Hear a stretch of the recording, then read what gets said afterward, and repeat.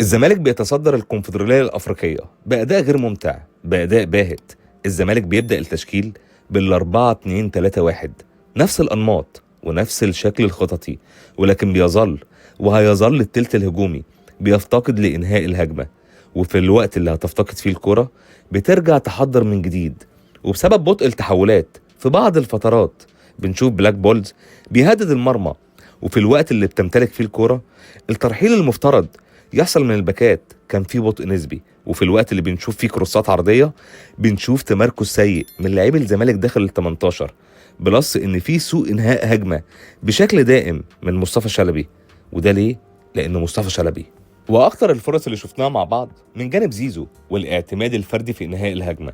وفي الوقت اللي بتنفذ فيه كروس عرضي بشكل جيد بنشوف سوء توفيق في انهاء الهجمة من عبد الله السعيد. وكالعادة دونجا بيمارس هوايته الجديدة، اثناء ما يكون في لو بلوك عليك من الخصم هيتم الاعتماد على التسديد. ومع بداية الشوط الثاني كروس عرضي اعتيادي من زيزو بيحرز من خلالها حسام أشرف الهدف الأول.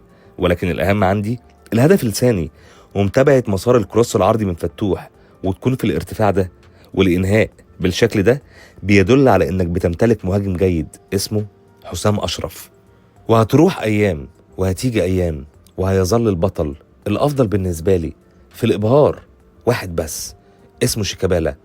بلمسة واحدة منه مع التحرك العمودي اللي شفناه من زيزو بيحرز الأفضل في مصر، ومش بس في مصر، في أفريقيا، الهدف الثالث. ورسالة لمجلس إدارة الزمالك التدعيم الجيد والتركيز على الكيف وليس الكم، لأنك بتفتقد الشراسة الهجومية بسبب الكواليتي المتواجدة في مركز المهاجم أو مركز الهاف ليفت.